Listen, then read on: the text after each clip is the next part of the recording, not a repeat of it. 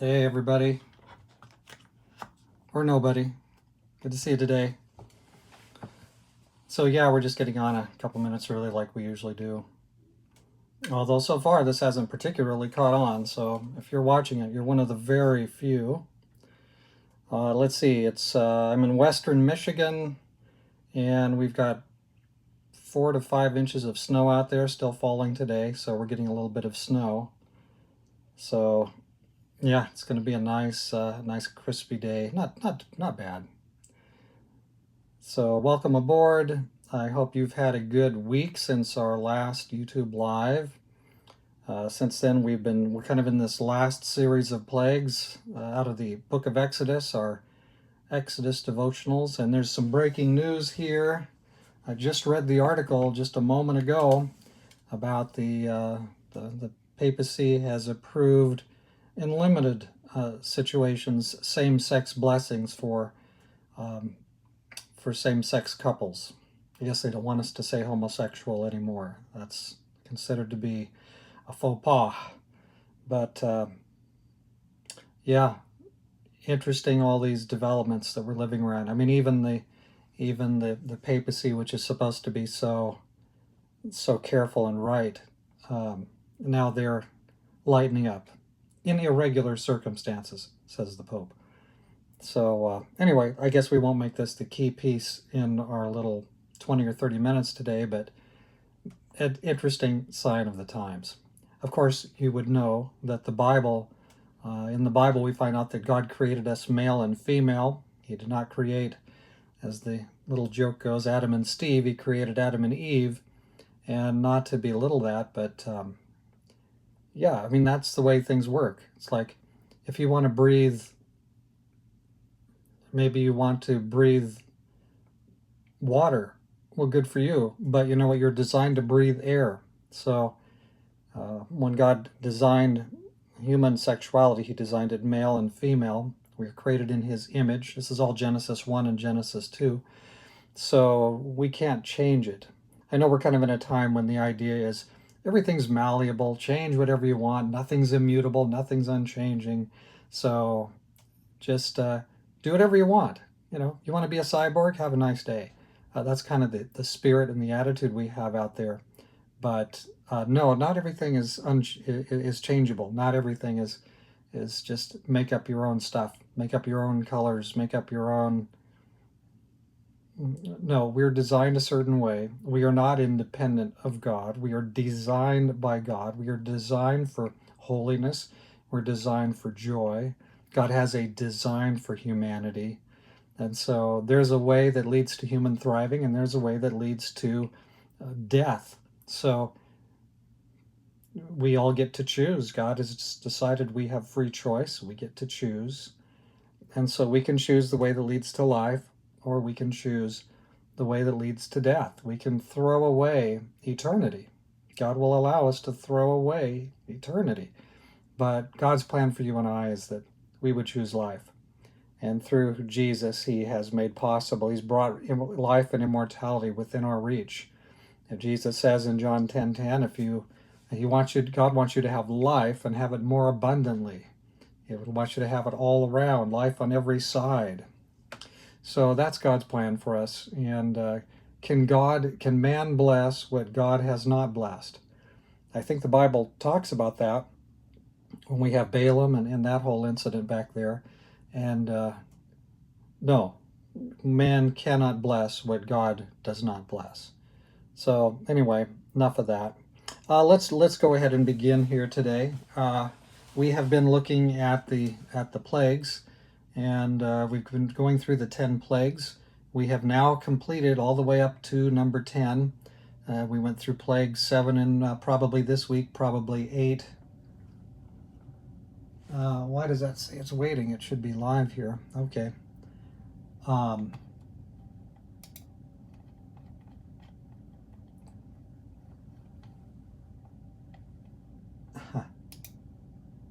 know why that is. I'll reload that.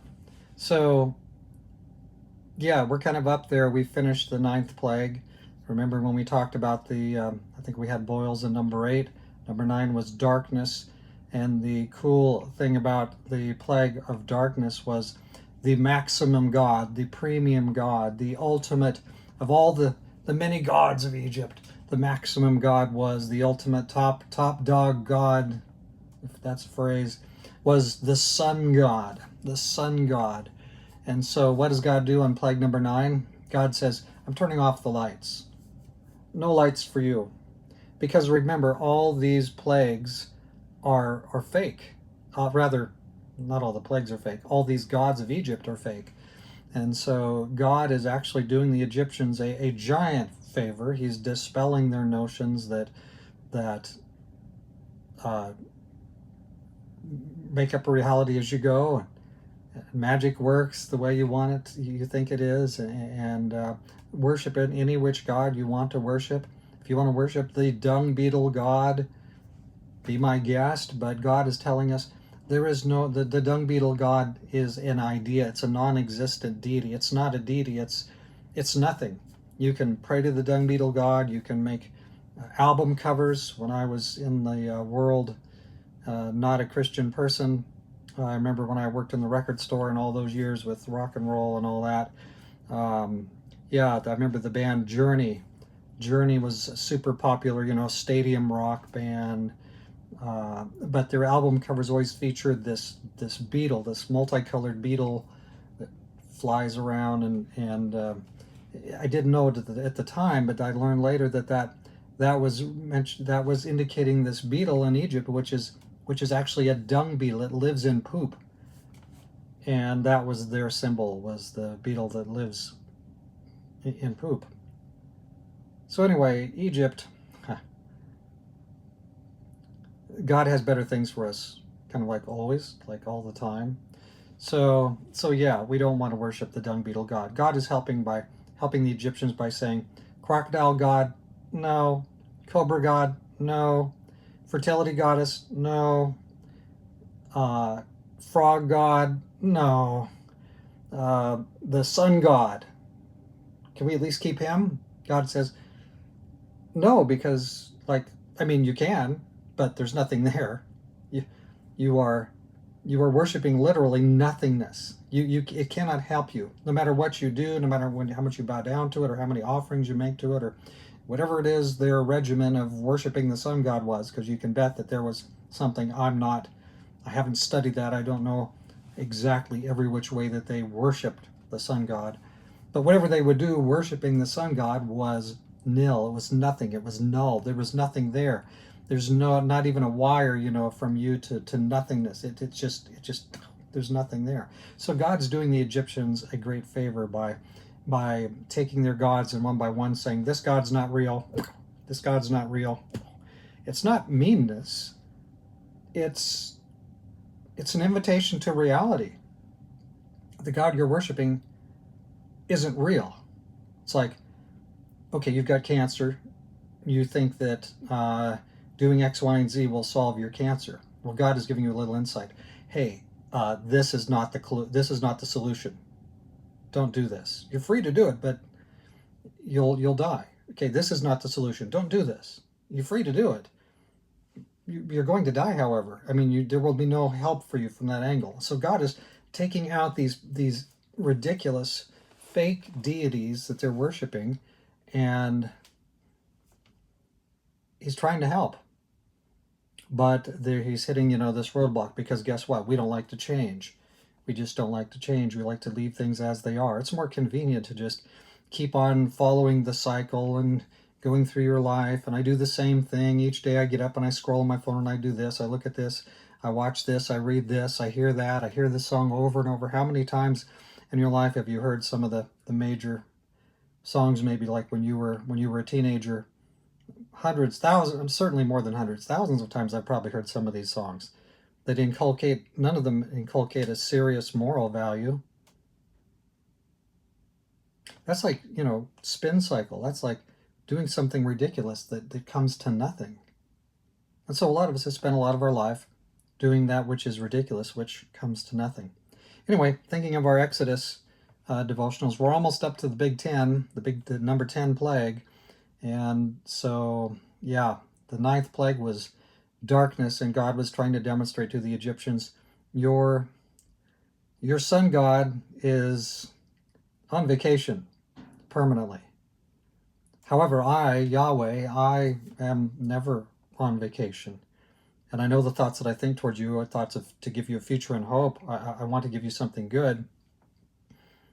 And so I wonder how many Egyptians, as we're coming up to the 10th plague, they maybe wonder how many of the Egyptians began to sort of quietly knock on the Hebrews' door and say, hey, could I stay with your family overnight? We're not really told in the Bible a lot about that. But I hope and would expect that some of the Hebrews would say, are you ready to worship the God of heaven? If you are, you're welcome to come into our home. You can be in our home tonight when the death angel goes by. Is this what you wish? Would you eat the sacrifice with us? Someday we'll know all the answers about that, but we can't look it up on Wikipedia today. Anyways, more coming. Now we're filming. You might have noticed I kept having trouble. I lost some of my footage that I was using in the intro and so on for the Exodus devotionals, and then this last set I filmed like 3 or 4 of those, and I utterly messed up. All I had left was my scratch track, so I had to do the best I could with that. So we got pretty wonky sound. But anyway, now the ones you're watching are filmed with the good mic again, and I found my other footage and brought it back. So the devotional quality should be a little bit more like it has been, the better quality mostly. Hey, I'm still learning, just still learning. Been learning photography for 3-ish years, and I just got this app on my phone, the Blackmagic camera app on my iPhone 13. So I'll probably mess with that. Maybe I'll get to learn a little bit more. But where do you find time for these things? If you've got some extra time, just send it to me. Just send it to me. I'll use it up. Anyways, let's see. What else do we want to talk about today? So yeah, right now I'm working on the stuff in 12, and so you'll be seeing that starting tomorrow morning. Exodus 12. So yeah, it's a change from one kind of text to another, from narrative to more of law. And you might think, oh, this is going to be boring and ridiculous. But no, I think this might even be more interesting than the narrative part. So you'll be the judge of that, won't you? Let's see, what else have we gotten here? 2 or 3 things. We already mentioned the Pope, and we're going to bless same-sex unions now. I don't know that there's more to say about that. Just, it really boils down to people who believe that God has revealed in His Word, in the Bible, He's revealed what we need for human thriving, what we need to meet the design that God has designed us for holiness. Or we don't believe that the Bible is so useful, and we can set it aside because we're going to use tradition. And that's, again, the Roman Catholic viewpoint is human tradition. You kind of got the written word and you have the tradition, the word in tradition. What happens when you have that approach, though, is that tradition's always going to trump the written word. And once you have tradition trumping the written word, you have man trumping God. You have the word of man superior to the word of God. And Jesus said in Matthew 15, in vain do they worship me, teaching for commandments the doctrines of men. So in vain means empty. The worship is empty. And so yeah, you can worship God empty, but that's what God just is solving here with Egypt. Yeah, you can worship the frog god, have a nice day, but there's nothing there.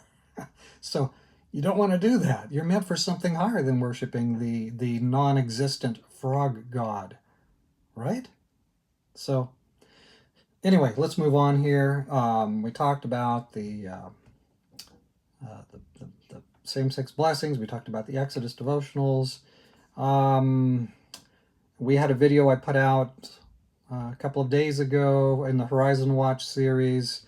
We are talking there about Twitter, X Corporation now it's called. Elon Musk bought Twitter and calls it X now. and there's a giant advertiser boycott going on. Remember that before Musk bought Twitter, and this is the video I have, corporations blackmail X for narrative control. You know what narrative control? You know what narrative control is? There is a kind of a set of master stories or narratives that when you watch the news, this is what the government wants you to think, the way the government wants you to think. This is the way the corporations want you to think, and so on. The big three that we have in Revelation 18, right? False religion, the political powers, and the big corporations, effectively. Those three combine in Revelation 18. God destroys them in the book of Revelation, chapter 18. We read all about that.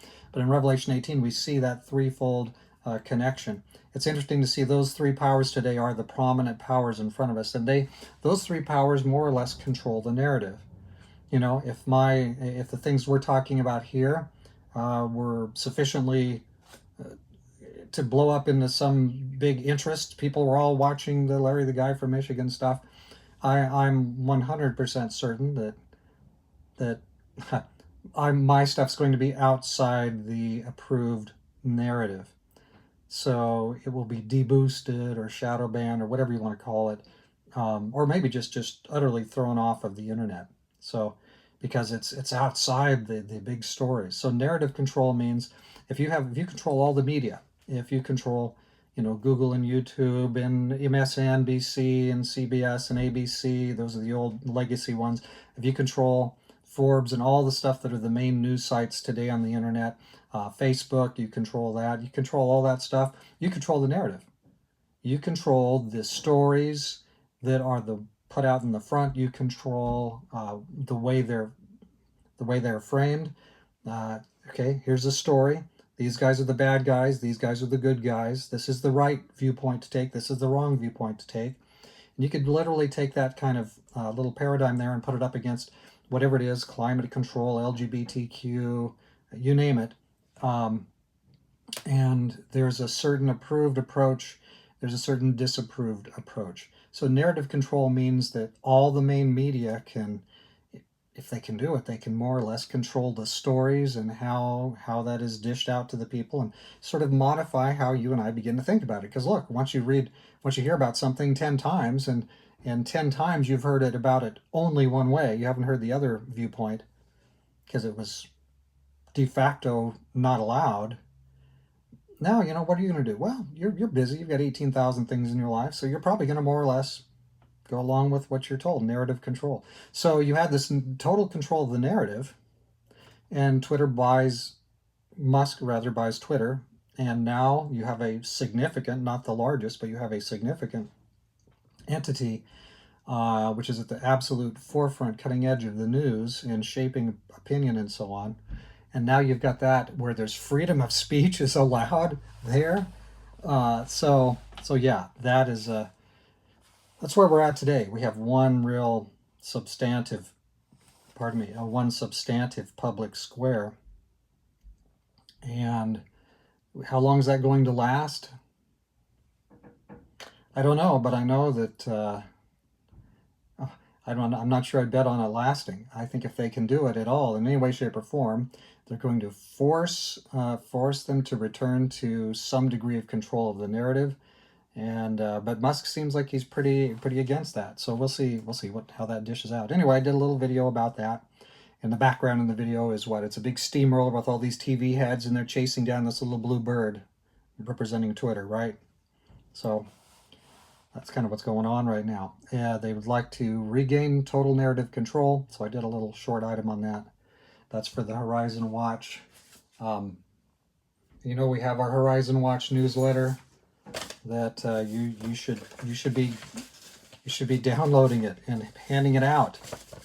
This is your witnessing device, right? You print it out off your printer. Go to horizonwatch.net, download latest newsletter, click, download it on your printer, print it out, and people can point their phone at any of these QR codes, and you'll have these current stories, how they sort of connect in with Bible prophecy, prophetic developments. And so now I've started on the January newsletter, and that's with the first one, the the blackmail corporations blackmail X for narrative control. That'll be on the new newsletter. It's already put in there. So anyway, the new newsletter should come out about January 1. We'll see. That means I need to produce three more video items, and I guess that brings me naturally to my next item, and that is that the papacy. That's not everything, but man, it's interesting to watch what the papacy does, because they're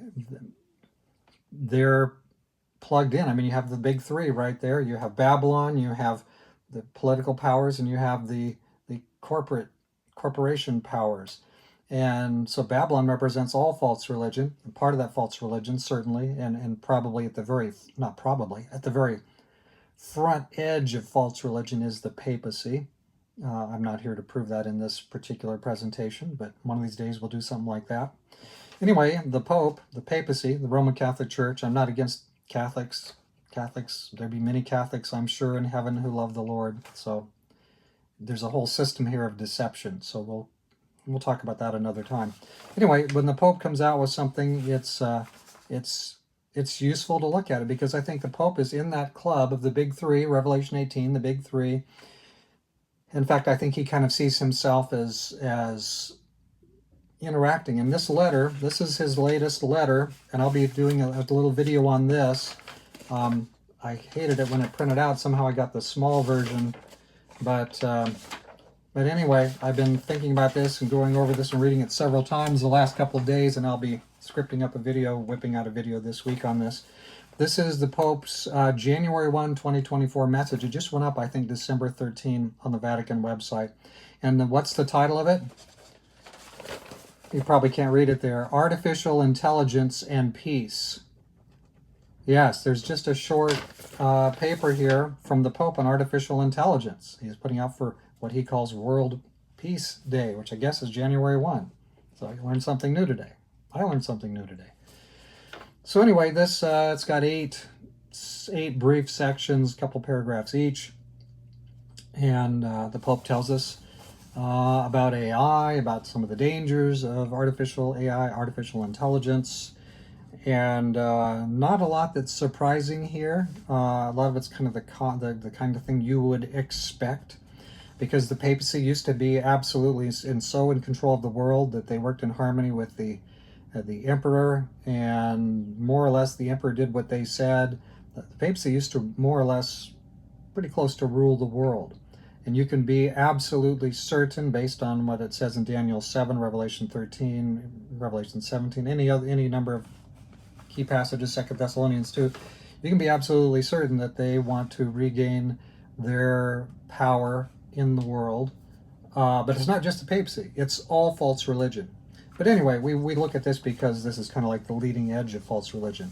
So anyway, what would you expect the Pope to say about artificial intelligence? Well, I'll just summarize a couple bits here, and like I say, I'll probably script something up on this and do a short item on this week. He wants make sure that there's greater order in the world. He speaks of a danger to our common communities, our human earthly community. This is all about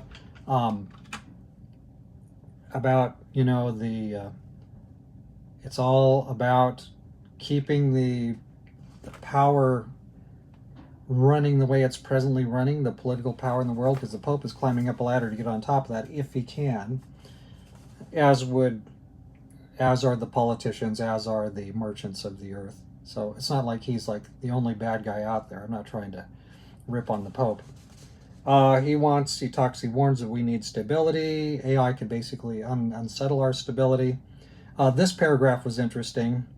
Moreover, from the digital footprints spread throughout the internet, technologies employing a variety of algorithms can extract data that enable them to control mental and relational habits for commercial or political purposes, often without our knowledge, thus limiting our conscious exercise of freedom of choice. That's an interesting line, because he's saying that, hey, basically there's a lot of power. There's a lot of power in this. And so we need to look at it carefully, because this is kind of like there's kind of these three pieces we mentioned, right? The Babylon, the political powers, and the corporate powers. And the Pope wouldn't want, nor would the political powers want to see the merchant powers sort of become preeminent. Like the political powers wouldn't want to see the religious powers or the corporate powers become preeminent. And the Babylon doesn't want to see the political powers or the merchant powers become preeminent. They all kind of want to be on the top of the stack. And so the Pope is worried that there's a lot of ways of controlling the population here. And he's right. Only we don't want him on top of the stack either, right? This is like a problem with no human solution. So the Pope wants some solutions here. He's worried about government control. The government needs to control. We need to do for the common good, of course, as always. When do you find a letter by the papacy where we don't talk about the common good, which actually means the good of the elites? What the elites say is the common good. It doesn't mean whatever everybody. We got 7 billion people around the campfire here, and all the humans just, so we all decided truly what the common good was. That'll never happen. There's too many conflicting pieces. So instead you have this tiny fraction, this tiny fragment of elites who they'll tell us what the common good is and try to impose it on all the rest of us. So page 2 out of these 3 pages, and such small print, I don't know how many pages this actually is, but yeah, media control must be preserved. Listen, this poses a serious problem when artificial intelligence is deployed in campaigns of disinformation that spread false news and lead to a growing distrust of the communications media. In other words, the Pope is saying, let's preserve the influence that the communication media presently has, because like we like to use that ability to influence people in a certain direction, so that we can have narrative control. You got it right. So disinformation bothers the papacy, and the things that I would say about the papacy would absolutely be labeled as disinformation by the papacy, because they don't want us to think about them that way. All the pieces of Bible prophecy pointing toward them. I better keep moving here. Looks like my time is running out. My self-imposed time limit. Anyway, there's a whole section here very interesting about the technocratic system. He uses that phrase about 3 or 4 times. He's really kind of worried about technocracy, and they're kind of his buddies in this threefold union of corporate, political, and religious powers. So I think that the Pope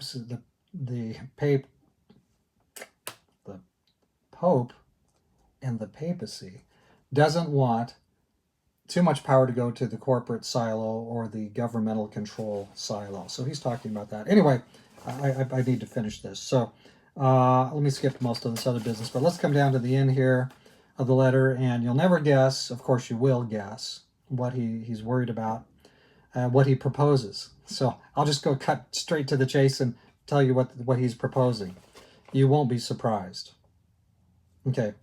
I urge the global community of nations to work together in order to adopt a binding international treaty that regulates the development and use of artificial intelligence in its many forms. It shouldn't just prevent harmful things, but it should encourage best practices, blah, blah, blah. All the stakeholders should be involved, including the poor people and people who don't know anything about it, blah, blah, blah. The entire human family, fraternity, solidarity, digital revolution, greater solidarity, common good.